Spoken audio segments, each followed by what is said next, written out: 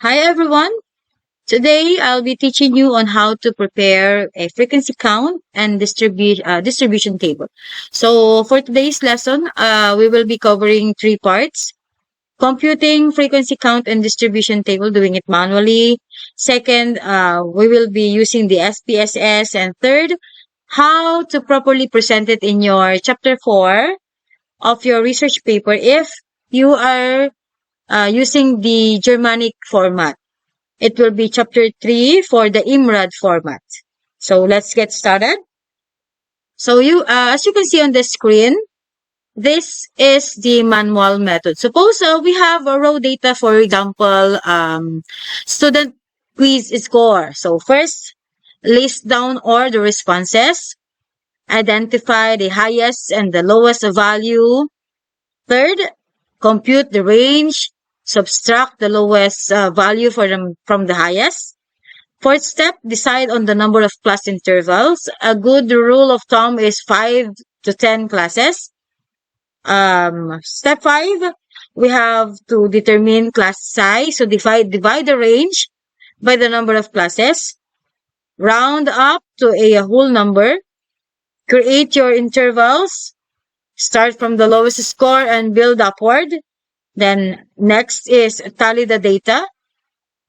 Count how many scores fall under the interval, and last is record the frequencies. Now you have the complete frequency distribution table showing interval tallies and frequencies. Okay, for you to compute it manually, we will compute for the frequency distribution count using manual computation. So the formula is frequency is equals to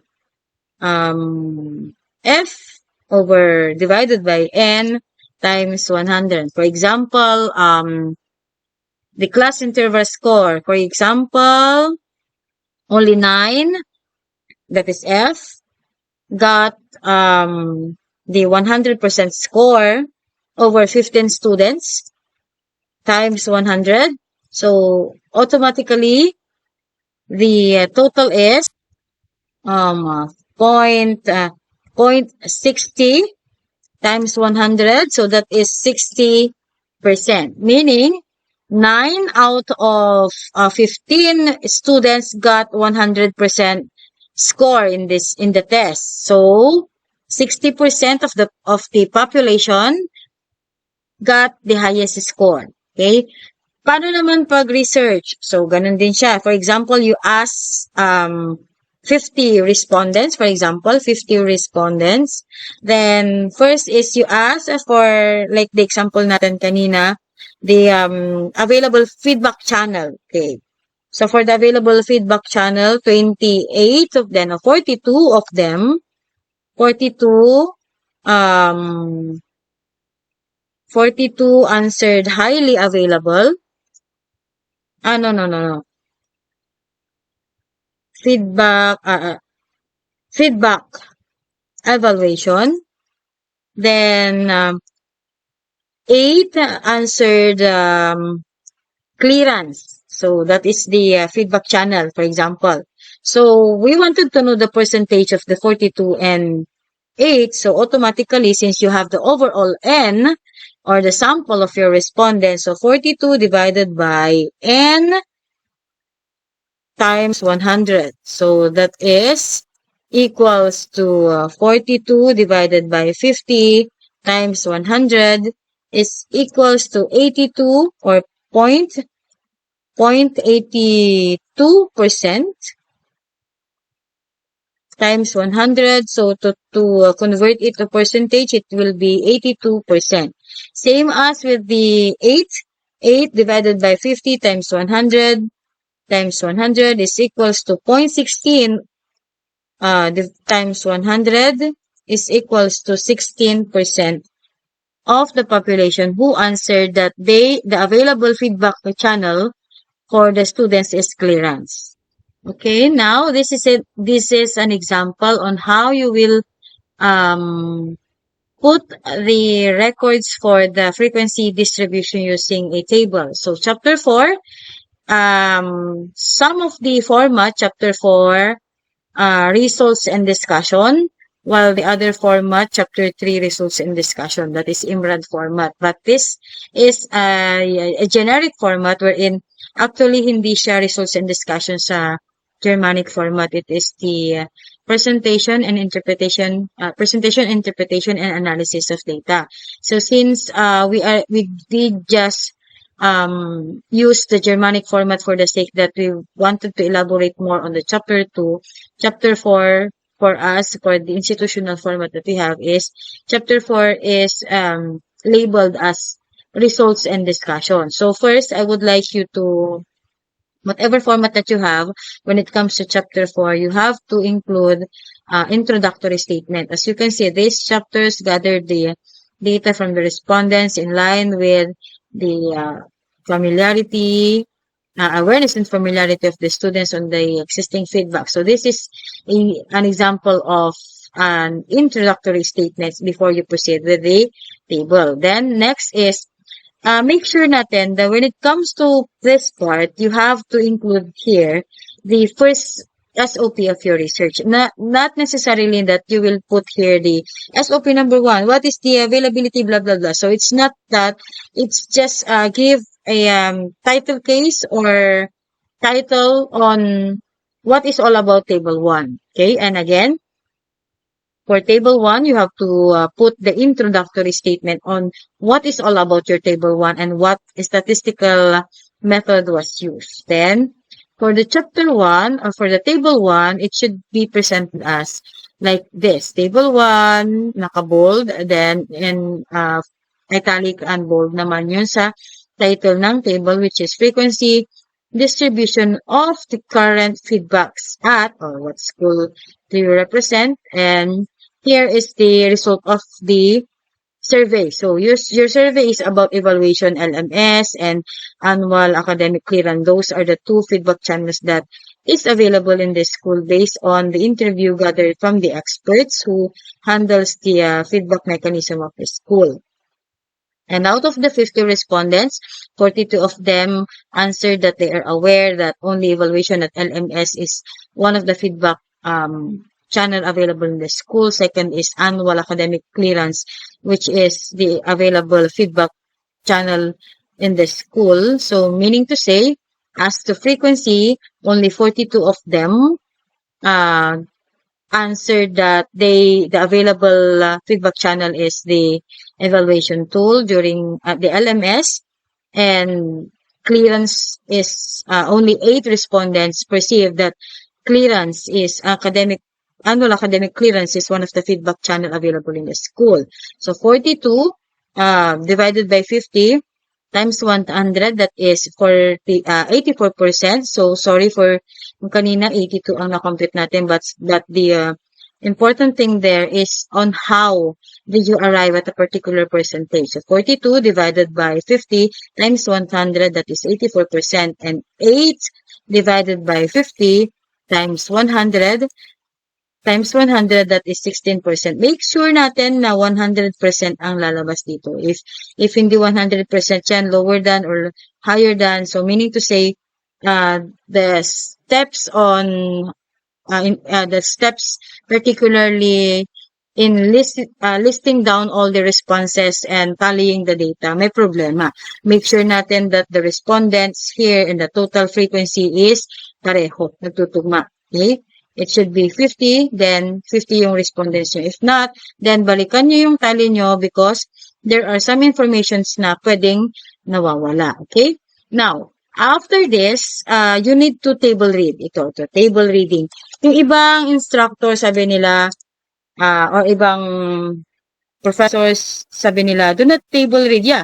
Hindi mo pwedeng i-table read. Babasahin mo naman. Nakikita na namin sa table eh.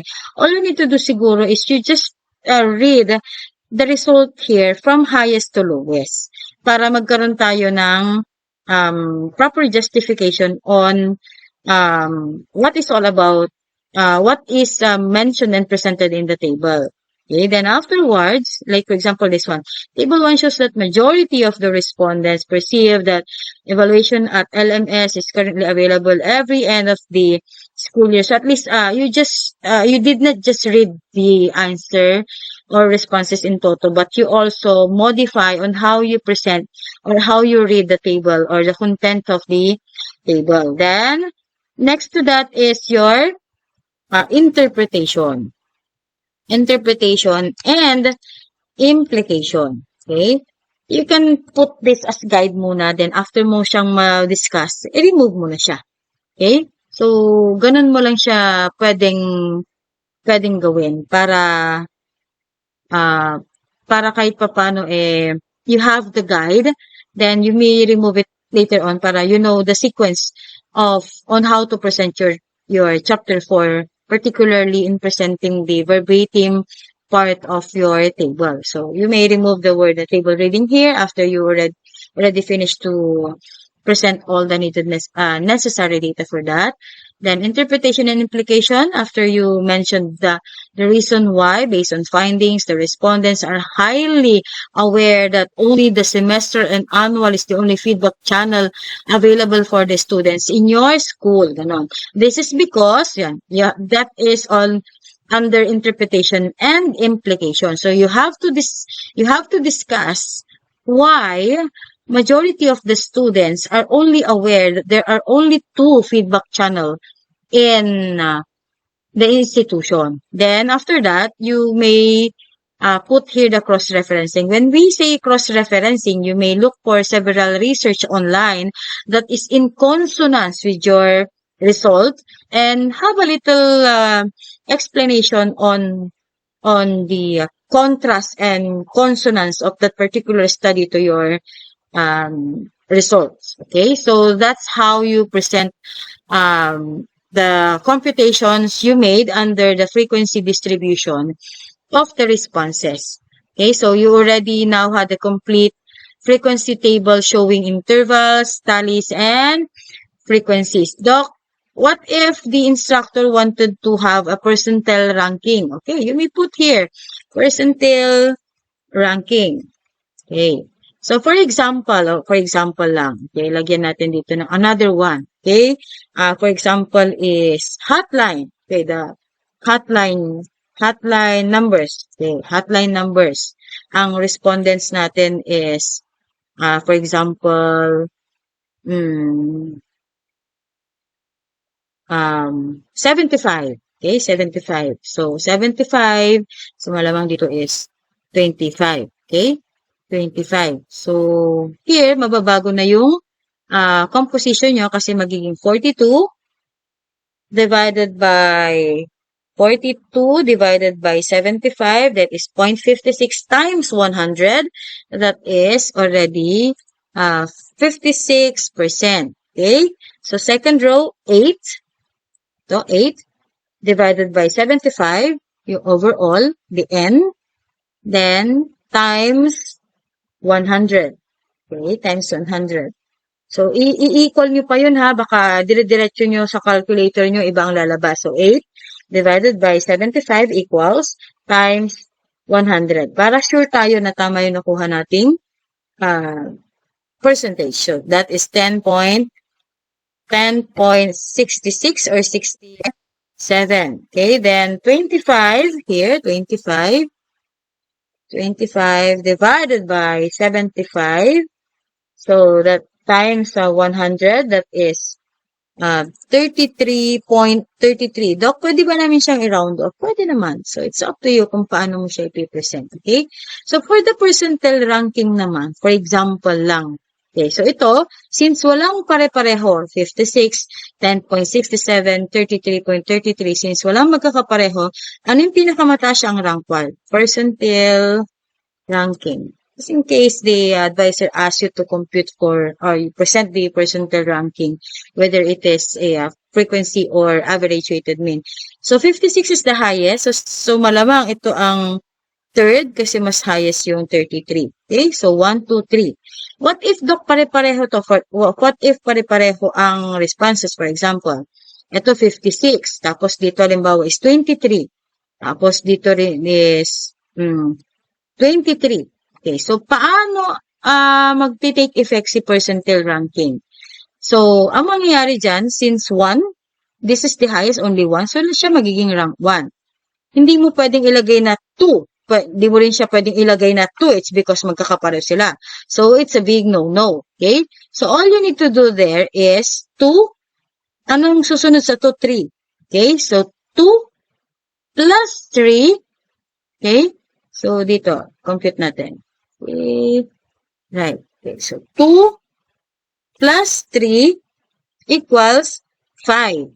Okay, equals 5. Then, 5 divided by 2. Bakit po 2, Doc? Kasi dalawa yung pareho. Dalawa yung pareho. Itong 23 tsaka 23. Pinag-add mo siya kung tutusin. After ng 1, ang susunod is 2, susunod is 3.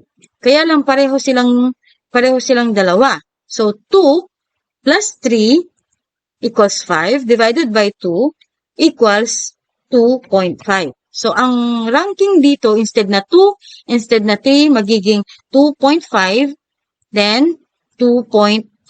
And what if, Doc, marami pang susunod dyan? Okay, bawa yung susunod. May susunod pa dito, for example, is 18. Okay, 18%. 18%. Tapos, ang sumunod na is 17%. Tapos, 17%. So, automatically, ang susunod na dito, yung 18%, hindi siya 3. Kasi inad mo na yun eh. 1, 2, 3. Kaya lang naghati sila, computing the percentile ranking, it's because pareho sila ng percentage. So, yung susunod na, instead na 3, magiging 4. So, ito namang susunod na to, instead na 5 and instead 6, i-compute mo siya ulit. Okay? 5 plus 6 equals 11. So, since dalawa sila, 5 and 6 lang, 11 divided by 2, then that is 5.5. Okay? So, instead of 5, ang ilalagay mo dito is 5.5. Tapos, dito is 5.5. Okay? And so on and so forth. Pagdating sa percentile ranking. Okay? So, ganun siya sa percentile ranking if kailangan niya. Then, tandaan niyo lagi that in terms of reading the table, first, you table read, interpretation and implication, then, cross-referencing. Okay? Doc, paano po yung sa cross-referencing? For the cross-referencing, hanap kayo ng study. The result of the study or the result of the present study is in consonance with the study of Rosales 2025 that according to her study, ganon, which is in consonance with the result of and findings of the study, is because, so you have to give a justification on that. Okay. So, tandaan natin, in Chapter 4, your results and discussion should, you need to present the table and describe it in words. So, automatically, label the table properly, highlight the highest to the lowest. For example, the majority of the students, 40% scored 21 to 25, scored within the range of 21 to 25, ganun. O kaya, only 2 students or 6.67 is scored 31 to 35. So, yun yung table reading natin. And, yan, part pa rin siya ng describing the data in words, including yung interpretation and your cross-referencing. So, keep the discussion and link to research objective. Yan yung cross-referencing. Okay? So, remember, always label your table properly. Provide a short interpretation, highlighting the highest and the lowest, or most common frequency. Keep it concise and connect to your research objective, particularly the result of the study. Okay? So, yun. Mamaya, isa-separate ko na lang si SPSS kasi parang hindi siya umakma doon sa sequence ng research natin. So, that's it. You've learned how to create frequency count and distribution table manually and how to report it in Chapter 4 and as well as kung paano i-compute ang frequency and distribution count manually, kung paano maglagay ng percentile. So, pinalitan natin yung SPSS muna to learning how to include the percentile ranking, which is also applicable for basta makikita natin yung mga ranks nila according to highest and the lowest. So, if this video helped you, I hope that you can draft your chapter 4 table, particularly if it is a frequency, may present natin siya very well. Okay, so thank you for watching.